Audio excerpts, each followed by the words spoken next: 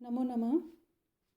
मैं डॉक्टर मधु शर्मा, विषय संस्कृत, राजकीय कन्या महाविद्यालय बारा, बीए प्रथम वर्ष के प्रथम प्रश्न पत्र के अंतर्गत हम अध्ययन कर रहे हैं रघुवंश महाकाव्य के द्वितीय सर्ग का।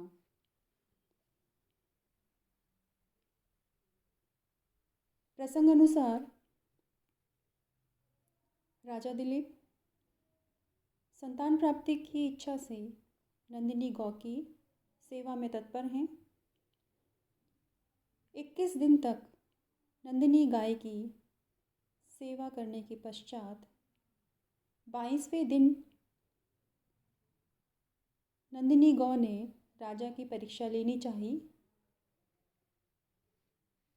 और उसी क्रम में एक सिंह ने नंदिनी पर आक्रमण कर दिया। सिंह के आक्रमण से उत्पन्न जो स्थिति थी उसका वर्णन प्रस्तुत श्लोक में कवि ने किया है। श्लोक है, तदीयम आक्रांतितम आर्त साधो गुहा निबद्ध प्रतिशब्द दीर्घम रश्मिषु एव आदाय नगेंद्र सक्ताम निर्वर्तयामास नृपस्य दृष्टिम।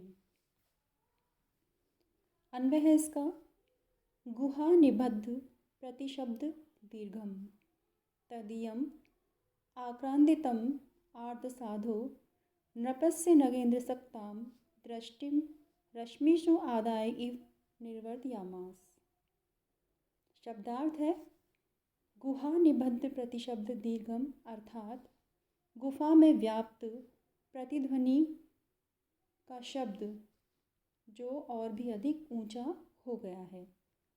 तदीयम आक्रांतितम उस नंदिनी के आर्तनाद ने, आर्त साधो अर्थात दुखी जनों के हितकारी, नृपस्य राजा की, नगेंद्र सक्ताम पर्वत पर लगी हुई, दृष्टिम दृष्टि को, रश्मिषु आदाय इव मानो रस्सियों से पकड़कर, निर्वर्तयामास लौटा लिया हो।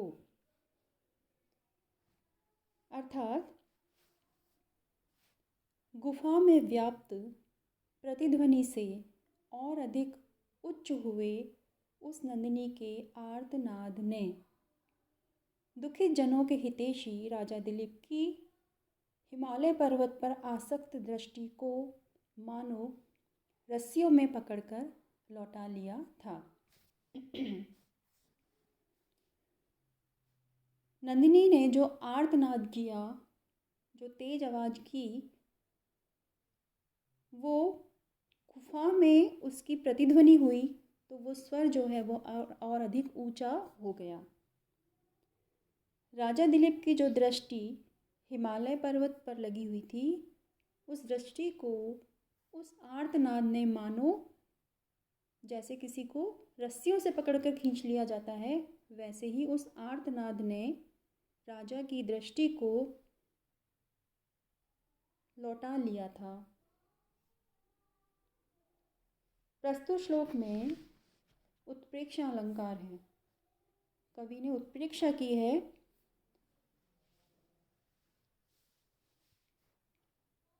व्याकरणात्मक टिप्पणी में हम लिख सकते हैं, निबद्ध कैसे बना, नि उपसर्ग बंध धातु त प्रत्यय लगकर निबद्ध बना। आक्रांतितम आ उपसर्ग कृंद धातु त प्रत्यय लगकर आक्रांतितम बना। दृष्टि दृष्ट धातु तिन प्रत्यय लगकर दृष्टि बना। आदाय आ उपसर्ग दा धातु त्वा और ल्यप करके आदाय बना। प्रस्तुत श्लोक में उपजाति छंद का प्रयोग है और अलंकार उत्प्रेक्षा है। आगे के श्लोक में क्या प्रसंग है, राजा ने लाल वर्ण की धेनु पर बैठे हुए सिंह को देखा।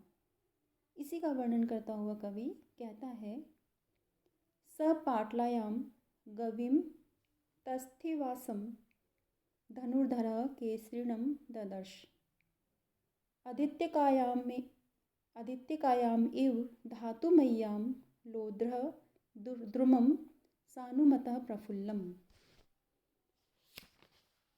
अन्वय है धनुर्धर सपाटलायां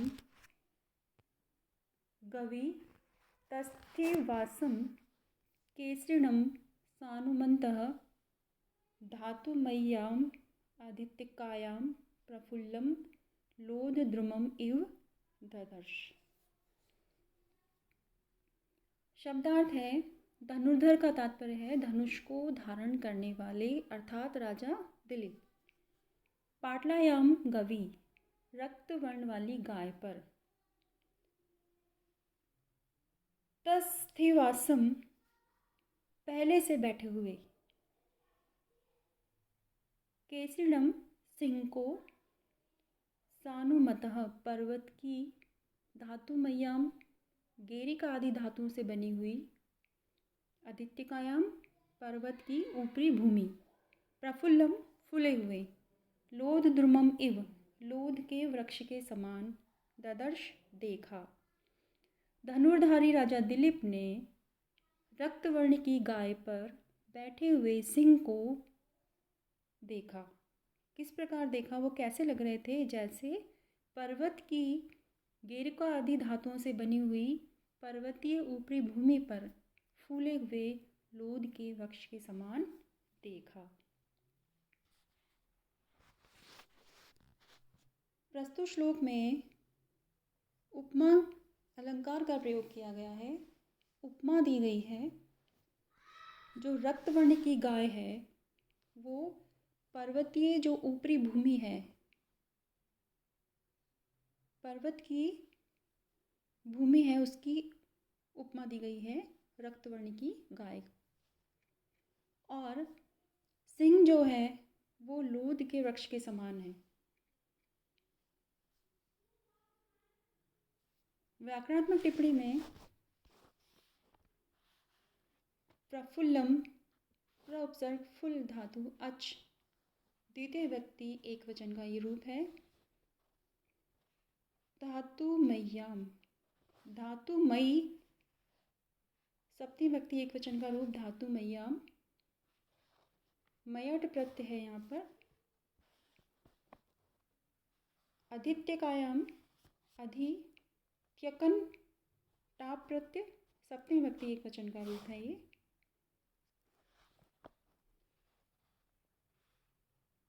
प्रस्तुत श्लोक में उपजाति छंद का प्रयोग है।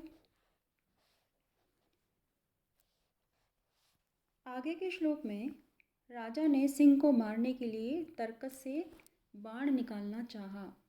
इस बात का वर्णन करता हुआ कवि कहता है ततो मृगेन्द्रस्य मृगेन्द्रगामी वधाय वधस्य शरम शरण्य जाताभिषंगो नृपति निषंगाद उद्धर्तुम एच्छत प्रसबोद्धतारी।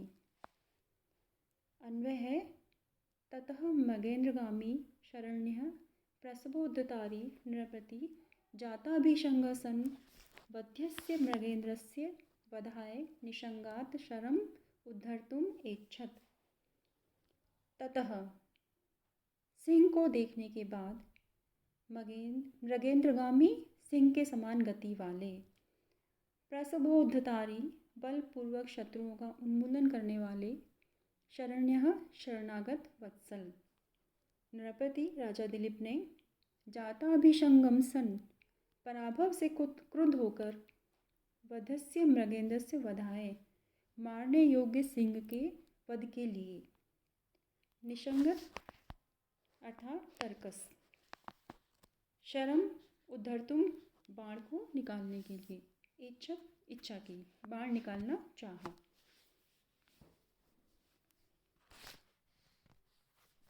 अर्थ है इसका इसके पश्चात अर्थात सिंह को देखने के पश्चात राजा दिलीप ने जो सिंह के समान गतिशील हैं तथा बलात् शत्रुओं का उन्मूलन करने वाले हैं और शरणागत वत्सल हैं, ऐसे राजा दिलीप ने अपमान से क्रुद्ध होकर वध करने योग्य सिंह के वध के लिए तर्कस से तीर निकालना चाहा। राजा दिलीप ने अपने तर्कस से तीर निकालना चाहा सिंह के वध के लिए। सिंह कैसा है? वध करने योग्य। अर्थात पूरे श्लोक का जो भाव है वो ये है कि राजा दिलीप ने सिंह के वध के लिए तीर निकाला। व्याकरणात्मक टिप्पणी में हम लिख सकते हैं उद्धृत उत ह्रीता प्रत्यय वधाए हन धातु से अप प्रत्यय हन को वध आदेश होकर चतुर्थी विभक्ति एक वचन में वधाए बना। उद्धर्तुम उत ह्री तुमुन प्रत्यय। प्रस्तुत जो श्लोक है उसमें अनुप्रास की जो छटा है वो अत्यंत दर्शनीय है। पहली जो पंक्ति है, दूसरी पंक्ति है मृगेन्द्रस्य मृगेन्द्रगामी वधाय वधस्य शरम शरण्यः। अनुप्रास की जो छटा है वो अत्यंत यहाँ दर्शनीय है और उपजाति छंद का प्रयोग किया गया है।